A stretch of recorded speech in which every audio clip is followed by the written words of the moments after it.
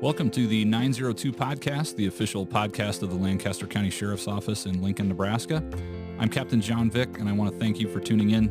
This podcast will give you an inside look at LSO with topics and guests to discuss public safety issues impacting Lancaster County.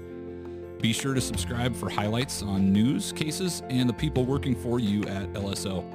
You can also follow us across social media by searching for @LSO Nebraska. That's @LSO Nebraska on Facebook, Twitter, Instagram, and YouTube. Welcome to the 902 podcast. We are in studio today with Sheriff Wagner, Chief Deputy Houchin. Good morning, guys. Good morning. Good morning. And we are here today with the Nebraska Game and Parks Commission. Travis Shepler is an assistant administrator there, and we're happy to have him with us to talk about all things Game and Parks today. Yeah, good morning. Thanks for having me. Absolutely. Appreciate you being here. Travis, I know we know each other from a while back and working the road and things, but some of our listeners may not. So help us out. Where did Travis Shepler become Travis Shepler? Yeah, well, that's a long story, but I'll try to narrow it down as much as I can. Went to high school kind of in the Tri-County, DeWitt areas where I guess I could say I'm from. Moved around a little bit throughout the Midwest, but I think that's where I settled into and graduated high school. It's hard to believe that somebody from that area can be a game warden, but I guess here I am. So, or elaborate on that. Yeah, I better not. I guess, yeah, so. that's okay. You got to know what you're looking for to do the job, right? You do. It's life experience. That's right. So went to Tri-County, went off to college here at the University of Nebraska. Went for fisheries and wildlife. Okay. Going into college, I didn't have really any interest in the law enforcement side of things. It's something that just kind of caught up to me a little bit later in my academic career. Did you always like hunt and fish growing up then? I did, yeah. Okay. Yeah. That's, I think like a lot of us, that's where it starts for this job. Yeah. Where you kind of have that desire, you love to hunt and fish, and you're like, man, it would be nice to do this for a living, and you just start going down that path. You see that in a lot of the men and women that work for us. Okay. And I definitely fall into that as well. So you get done with school, and then where do you go from there? Oh, goodness. Well, I actually went to Missouri and worked for the Missouri Department of Conservation for about 9 years. Yep. Started in like 2005, I think it was. Right. Came back towards the end of 2013, and it's hard to believe that's been 10 years ago already. Yeah. But great place to work down there. How did you get down there? How did you have relatives? No, I didn't. It's just who was hiring? Or? Yeah, pretty much. I was working for the Game and Parks Commission as a biologist at the time here in Lincoln. Okay. And in the break room, I saw an advertisement for the Missouri Department of Conservation, and I'm like, well, that'd be great, for interview experience for here, So I threw my name in the hat, and literally 9 years later, I'm finally getting back home. So yeah, but it was a great experience, great organization down there, but definitely happy that I made the move to come back up here. Yeah.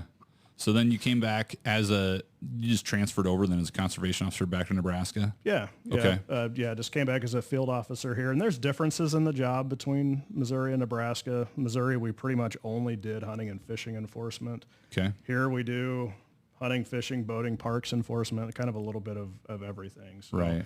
There was a learning curve, coming from Missouri and back especially to the Lincoln area with our high traffic lakes that we have here. Yep.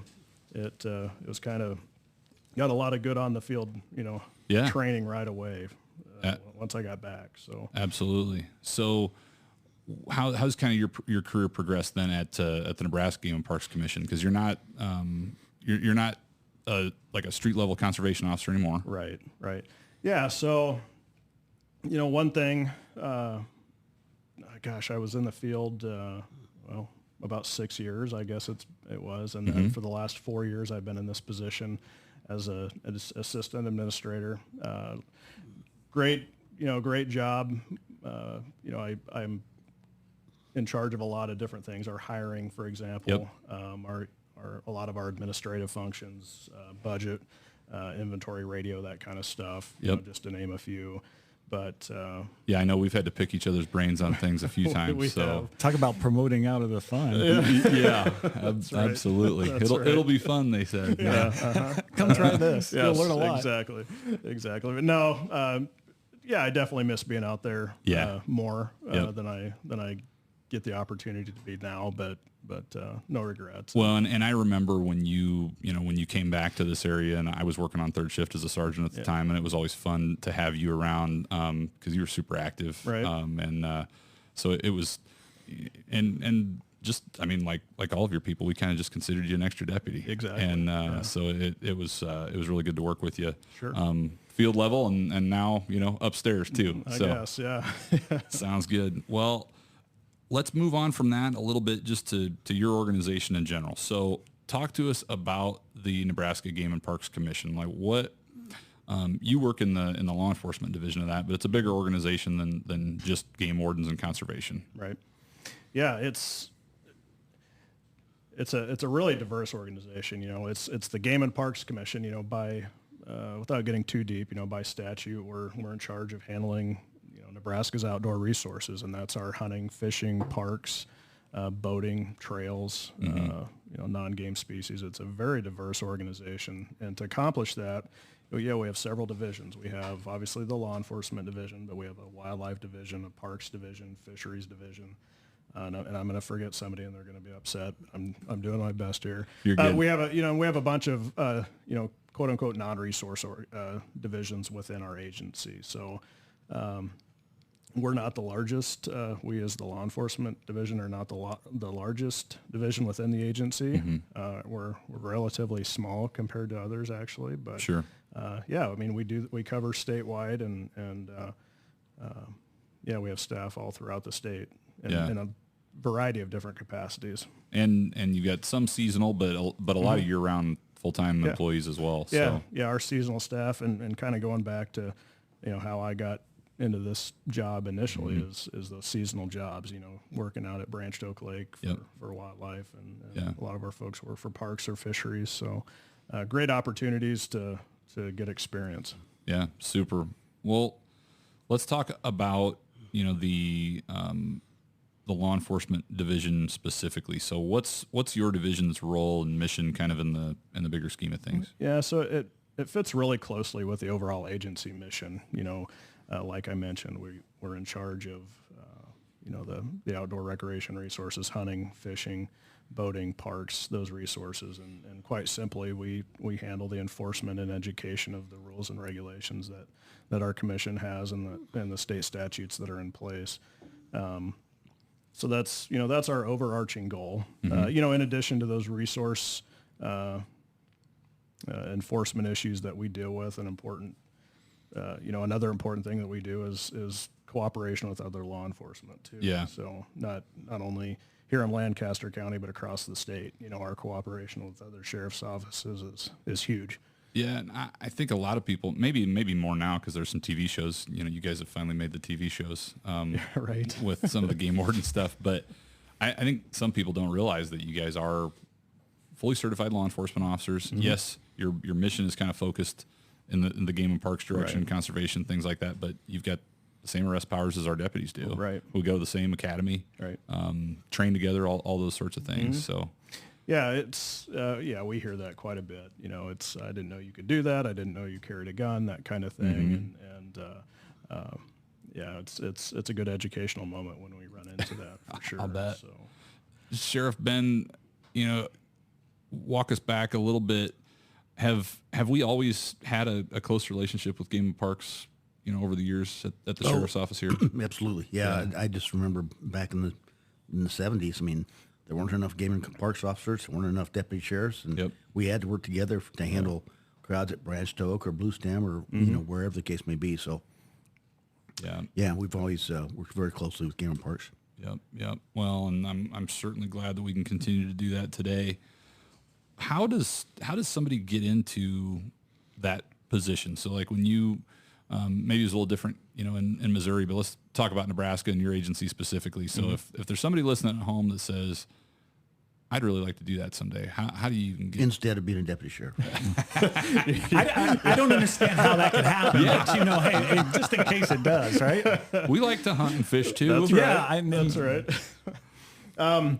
Well, it's very similar in a lot of senses. But when you look at being a conservation officer, there's a few different quote unquote paths, and by no means are these the only paths to get to be a conservation officer. But when we get applications, and thankfully, we haven't experienced the decrease in applicants to the degree that other agencies have experienced, and that's good. And we're fortunate there. Yeah. But it's going to catch up to us, just like it has caught up to everybody else. But sure. So yeah, what are those things that we would like to see? Let's start with education. We don't require, a college education, but it definitely is kind of a leg up in our process. Again, definitely routes around that. But, let's say we have somebody that has a fish and wildlife or natural resources, criminal justice degree. That's going to set you, apart from applicants. Then we're going to look at experience. So many life experiences come from work experience. Mm-hmm. And that's those things are hard to replace. So those are definitely things that are important in our process. And like I mentioned before, it's working for our parks division, it's working for a wildlife division, the federal government, et cetera, in some role, as a temporary or a seasonal employee. That's great. Other law enforcement. Maybe I should or shouldn't say that we love hiring other, law enforcement. We all do. So we all do. Makes it easier. Right.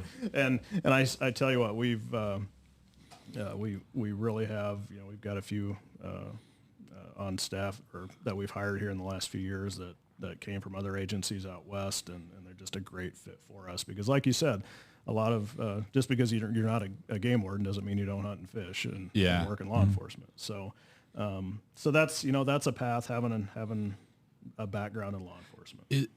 With the degree or just coursework and stuff in fishing and or any other sort of biology or things like that. Mm-hmm. How much of your game wardens have that versus just having maybe like a hobby type experience in hunting and fishing? Is that a I would say pretty good majority, or it's a pretty good majority. Okay. I'm gonna go out on a limb and probably say in that 80% mark. Okay. At this point, I could go back to the office and run the numbers. Totally off on that, but I feel pretty confident in saying that. So that's pretty common to see. It is. Okay. It is. And again, we're, like I said, we have a lot of applicants still. Mm-hmm. And when you're evaluating all of those factors that go into that, that's something that sticks out for us. Yeah. Yeah. Okay. But definitely not required. So you go throughout the whole state, correct? So if I'm an applicant and I'm from Kearney, right, and I want to come on and I'd like to stay in that area, how do you guys go about doing that? Or is there certain ways or where that you get chosen to go? That's a great point. Glad you brought that up. And it's a very difficult point for us to manage as a hiring manager. But, right now we have 5 openings throughout the state. We have one and that's currently where they're open. We're going to open those for transfers here soon. But Omaha, York, Southwest Nebraska, south of McCook, and then I believe we have one in the Ogallala area as well. Don't know if that adds up to 5, but we'll go with it. So yeah, we have these openings, and we do our best, as right up front to say this is where we, if we're going to offer somebody employment, this is where we'd like you to go. But it doesn't always work out that way. A lot of times we're asking people to kind of take a leap of faith with us and to know that by the time you get out of the academy and get out of field training, we'll have a spot kind of dialed in for you. So do you, like the open positions that you have now, do you offer that to existing Game and Parks officers? Yes. And if they would rather transfer to that area, they can do that? Right. Okay. Right. Yep. It's all seniority based. We're in the Slevitt contract, right, okay. and that's all laid out in there on that process. But and I do expect some movement there with our current openings. In addition, we're in the process of hiring a new sergeant position. Okay. Brand new. We're going to have 10 sergeants throughout the state. We've been kind of toying with the issue in the last couple of years with a temporary type position with sergeants, but they're actually on the books sergeants now, and we're in the process of hiring those. So that's going to impact, locations on where new officers are going to go, right. and it's going to open up about 5 more. So really, I say we're down 5. We're actually down 10 because of the sergeant issue. So sure, it's going to be an interesting few years to get everything settled down. It doesn't. And we talk about law enforcement obviously because it's a law enforcement podcast, but I don't think there's too many industries out there right now that aren't just struggling for people, especially in the Midwest. So, okay, so I get selected as a conservation officer. What do I do from there? Yeah, I mean, if you're not already certified or eligible for the reciprocity program here in Nebraska, then we put you through the academy and Grand Island. And what is that? 16 weeks now. So 16 weeks in Grand Island, then we bring you back and kind of teach you the ropes of being a game warden. The first 5 weeks of that is kind of classroom training, gonna PowerPoint you to death, and then you actually go into the ride-along phase, which that total process is about 18 weeks in and of itself. And you're traveling around the state, meeting with FTOs, kind of 5 days on, 2 days off. That's when your weekends get cut out from underneath you. Yeah, a little bit. Middle of that, you start working the weekends again, and it's a lot of fun. It's 10 years ago that I did it. Got to see parts of the state, even being from Nebraska, that I never knew existed, and I haven't been back to since. So that's a lot of fun. Very similar to ours, and actually, I think you've got somebody coming down to teach in our mini academy today. Oh, really? I think Stacy Luton's coming down. Oh, very good. Yeah. But yeah, same kind of classroom thing. Hopefully, set recruits up for success before they get out into field training. So we just appreciate you guys helping us out with that too. And I started doing that a few years ago. Always one of the funner things that I got to do. And it's a great idea. I mean, it really is. It's one of the nice things that we share with Game and Parks is that we also get, as deputies, get to go out and enforce Game and Parks laws too. So, like I said, we rely on you guys so much, and always have, and just so everybody's kind of on the same page on any updates or look for this, look for that kind of thing. It's a great opportunity. If you want a challenging career, a career where you can make a difference in your life, your family's life, and the lives of those in your community, come and join the Lancaster County Sheriff's Office. To learn more or to apply, visit us online at www.joinlso.com. Let's talk about Lancaster County specifically. You can go to the gas station and get the hunting guide, and you can look up the conservation officers in there. So usually I think you guys have, sometimes they split some counties, but I think we have like 4 or 5 assigned to Lancaster County. Is that still about the same? Yeah, we do. And everybody, a couple of our folks, they have another county assigned to them, but primarily when you're in this area, it's a set duty station just because of the pure volume of people and public areas that exist here. So what's your guidance to, just the normal hunter or fisher at home if they have a question about, a certain area or some sort of Game of Parks laws? They publish numbers in the guidebook. Is that right? I mean, I'm okay to call them? Yeah. Those those are our cell phones. They're published in the guidebook. They're published in all of our publications that the Game and Parks puts out. And yeah, I mean, I'd rather somebody call at 3 a.m. and ask a question instead of making a mistake at 5 a.m. when they're out there getting out in the duck blind. So give one of our officers a call. If you can't get a hold of the officer, call their sergeant, lieutenant. Call our office, headquarters office here. But that's very important to us as an agency is being available. And there's really not too many jobs out there, especially law enforcement, where they do publish your cell phone number for the public in 18 different publications.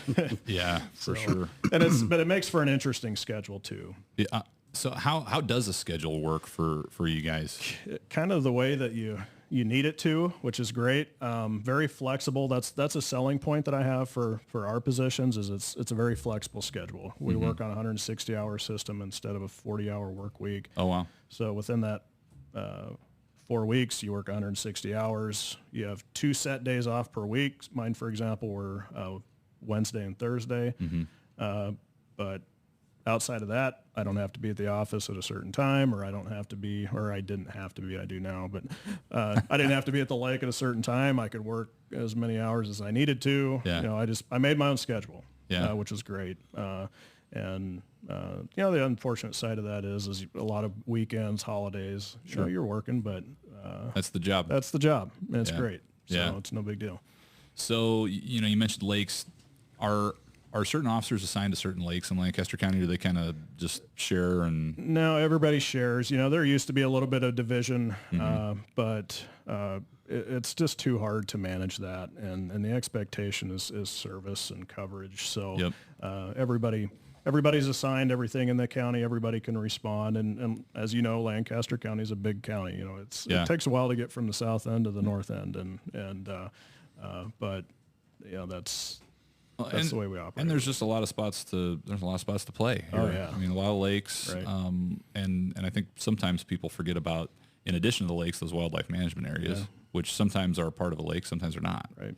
Yeah, you know, not only our wildlife management areas, but the NRD lakes that aren't managed by us, other than the fish in the lakes. You know, Yeah. Other than the fish, it's another agency altogether taking care of that stuff. So, but we do law enforcement on those areas, just like you do as well. So, yeah, I mean, we have numerous state rec areas in the county with busy lakes and just countless acres of public hunting land, public fishing lakes and rivers and streams. You brought up a good point with the NRD lake. You know, sometimes I think people kind of get into the minutia of, well, it's this lake or that lake. Do you have to have a fishing permit to fish in an NRD lake? You do. Okay. Yes. So, yeah, any public waters, by and large, you have to have a fishing permit. You know, that's year round, no season.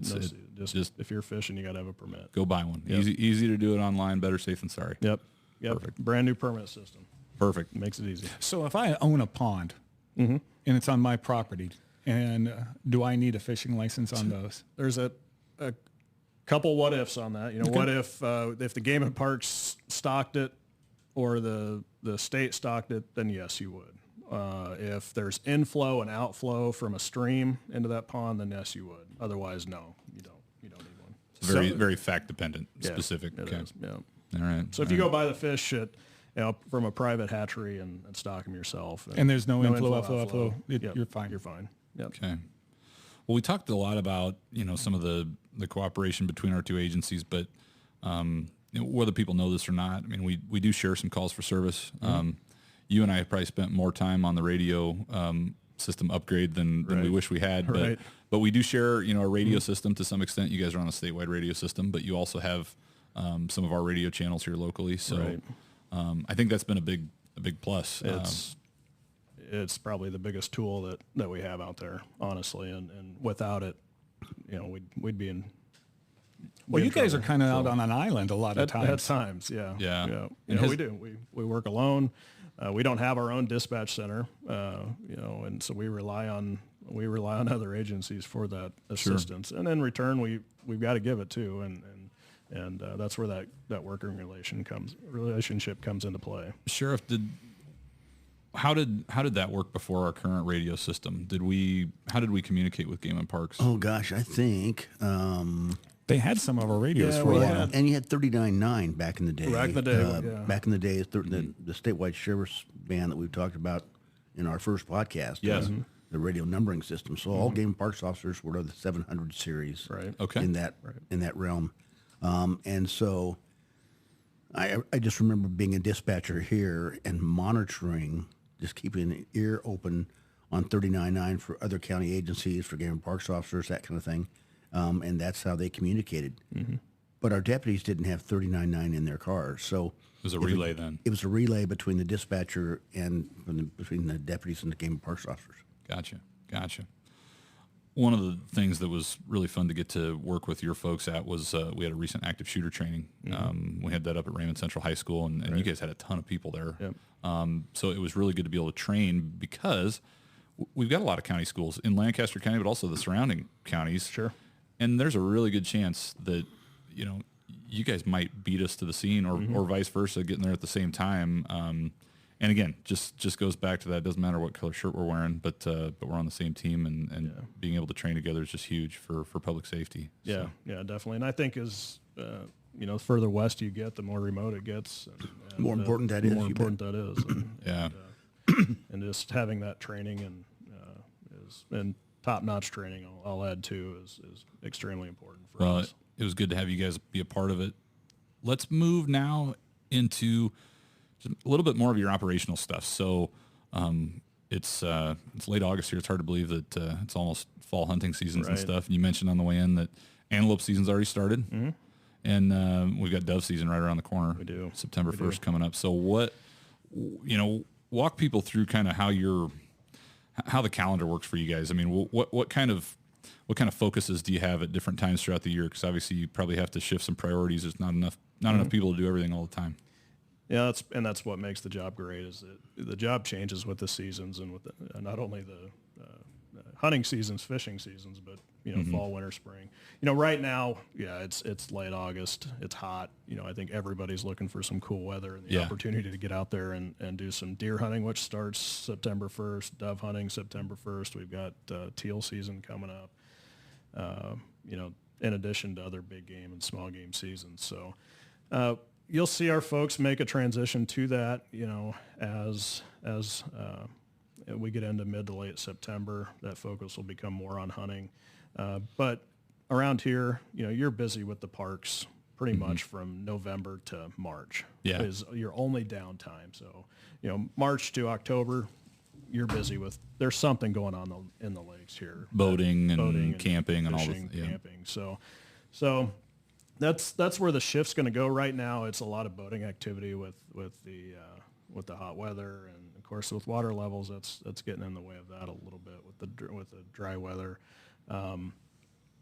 So we're preaching boater safety out there. Be careful.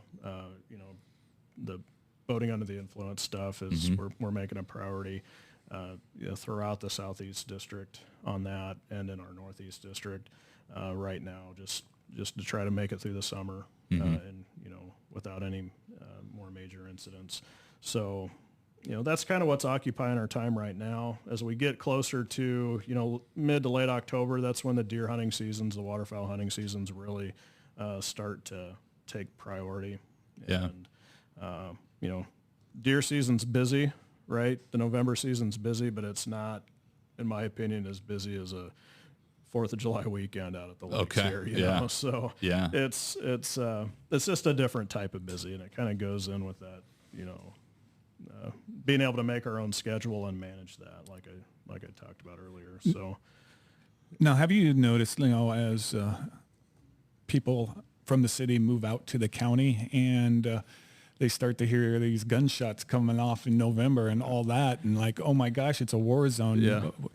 Have you noticed since that has, the population has started to go out more in acreages of that? I probably notice it more the 1st of September when dove season starts, because it just hits people out of the blue. Like, I can't believe it's hunting season already. But so I think you guys, and I've tried in the past to, get a hold of dispatch and say, hey, it's dove season tomorrow or whatever. Just be aware if you start to get these calls. But yeah, I think with that issue too comes issues with trespassing and hunting without permission, because as those chunks of land get kind of dialed in more and more, there's that opportunity for trespass complaints, and that's a big thing that we deal with as we get into deer seasons and turkey seasons especially. Yeah.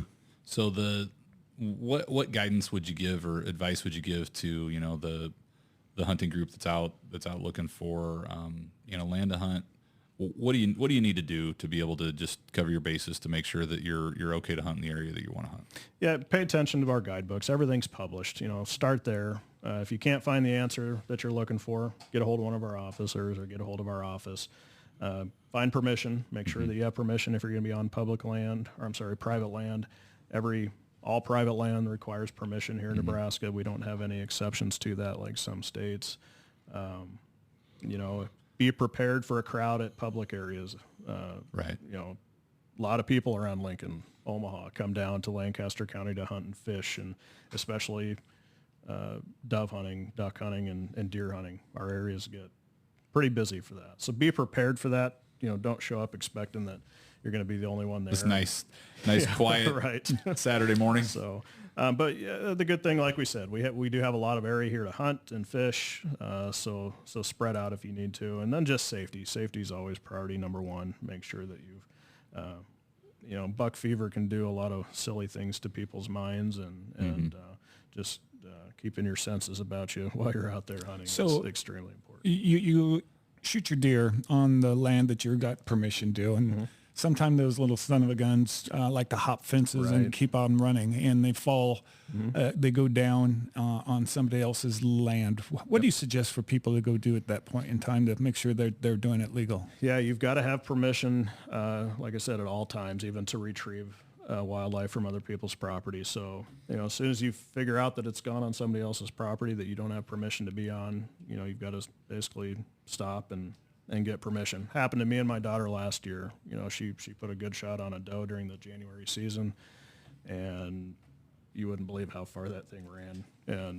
And it went across the road that we honestly didn't even know who owned it. So it took a little bit of an investigation and phone calls, but we, gave him a call. He was very appreciative that we, got in touch with him, and yeah, sure, go find it. And thankfully, it was only like 30 yards from the road. If we'd have just looked a little harder, it would have definitely narrowed the search down initially. But get permission, got to have permission, and try to work those things out before the season too. If you've got a new hunting land, or if somebody new buys the property adjacent to you, I think it's best to talk to those folks before the season starts, so that if you don't just find yourself in a situation. Well, it just save you a lot of time and heartache. Yeah, potentially. Absolutely. Yeah, that's some good advice right there. So have you ever had a situation where somebody said, nope, you can't go get it? I can only honestly say twice.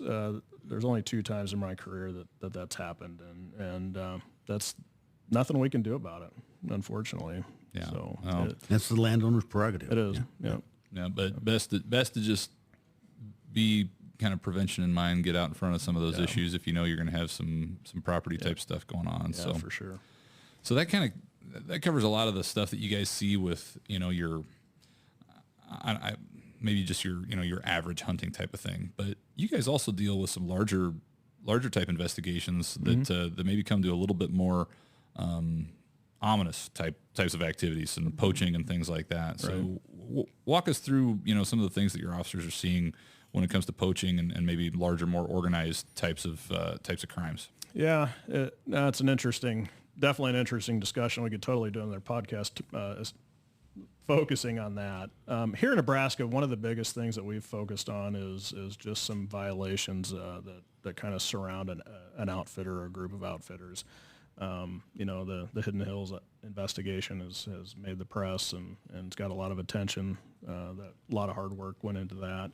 And it really was. It was a couple outfitters that were bringing folks in from all over the country, and they were doing a lot of things they shouldn't have been doing. And thanks to the hard work of a lot of our staff, we were able to put a stop to that. So, and a lot of the stuff we deal with in Nebraska are very similar in that outfitter realm. And yeah, we've got ongoing investigations with that right now. Well, I think Can you elaborate a little bit on the outfitter portion of that? I'm not 100%. Yeah, like a hunting guide. So, okay. For example, we'll have an outfitter that'll bring in somebody, a group of hunters from New York, and they'll be out in the Sandhills or southwest Nebraska looking for a mule deer. Nebraska is a destination state for mule deer bucks right now, and so it draws a crowd, I guess, to put it that way. And I mean, unfortunately, the sky's the limit on some of the things that we see those folks do when they get here with those guides. Hunting at night, shooting from the road, not having the proper permits, a lot of trespassing complaints. Really, unfortunately, sometimes it's whatever it takes to get the deer down, and because they have some high-paying customers. They do. I mean, $8,000 for a mule deer hunt. It was a couple of years ago. I don't know what the going rate is right now, but yeah, there's a lot of money wrapped up into. So they want to make sure that they don't want to go home empty-handed. Right. Handed, yeah. So, and greed plays into that a lot too. One thing that sometimes people get shocked when we give them a ticket for some sort of illegal hunting is, you might get a speeding ticket and it's $100. I mean, I don't even remember what the fine is for hunting something out of season, but people get that sticker shock when they see liquidated damages on their citation too. Can you talk about that a little bit? Yeah, liquidated damages is a amount that is set by the legislature. It's the value of that animal being lost, basically, as a resource to the state.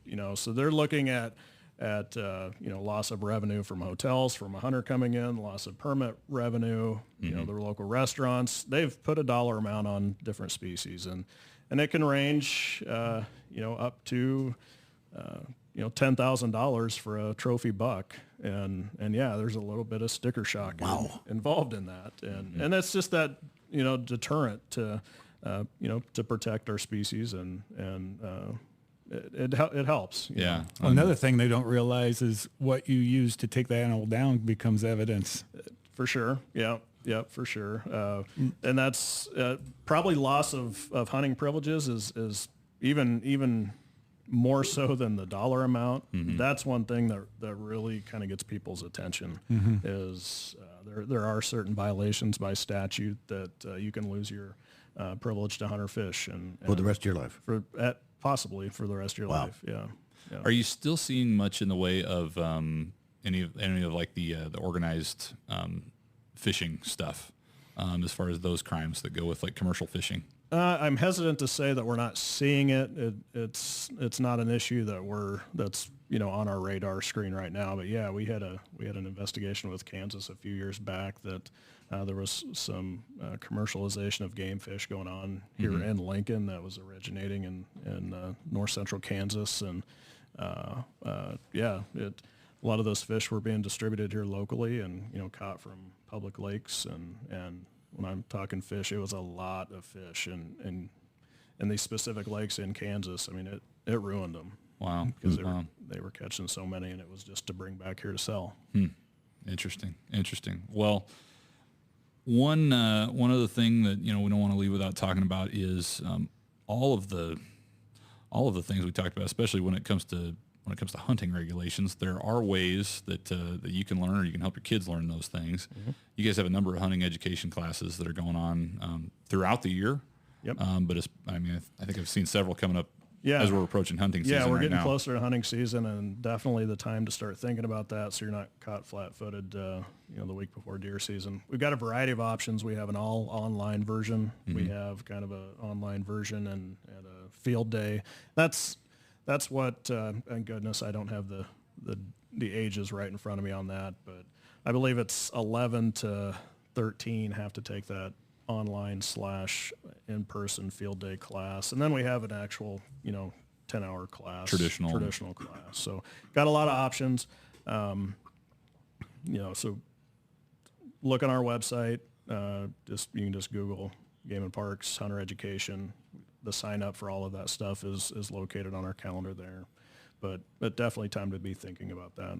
Going to be here before we know it. Absolutely. No, just good ways to keep all of the tips and just safety education out there from young hunters, and I think there's a lot of adults that take those classes too. They do. They take them with their children, and it's safety doesn't know an age limit. So, right. And unfortunately, some of the incidents that we see, it's people that haven't been through those classes because of their age. So it never hurts. That's for sure. Closing thoughts, guys. Anything else today? Oh gosh, no. I just it's always been a very great working relationship with Game and Parks officers, and you think about a Game and Parks officer approaching a group of hunters, they're all armed. Yeah. The Game and Parks officers all by themselves in most cases, and think, wow, that's a tough gig sometimes. Different kind of law enforcement for sure. It is. Yeah.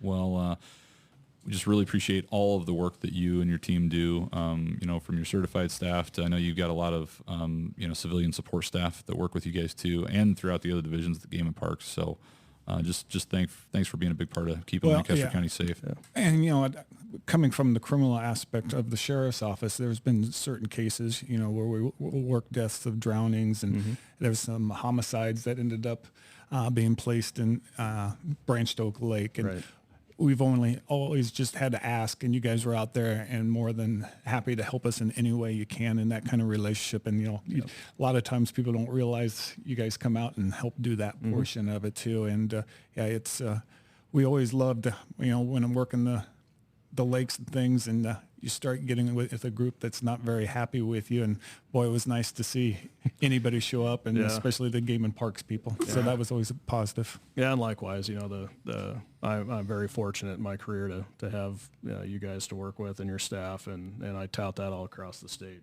That our relationship is good, and I use it as a model of what I think it needs to be. So thank you. Perfect. Well, thanks for coming in.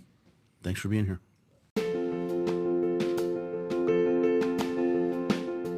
That's all the time that we have for the 902 podcast today. We want to encourage people, if they're interested in learning more about fishing, hunting, or boating in Nebraska, head over to outdoornebraska.gov or pick up a guide at one of your local retailers. You can also apply for positions with the Nebraska Game and Parks Commission at outdoornebraska.gov. And if you're interested in career opportunities at the Lancaster County Sheriff's Office, be sure to visit us at joinlso.com.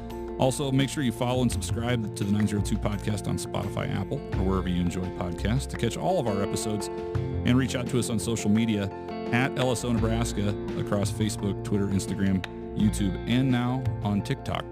You can reach out to us via email lso@lancaster.ne.gov as well. Thanks for listening.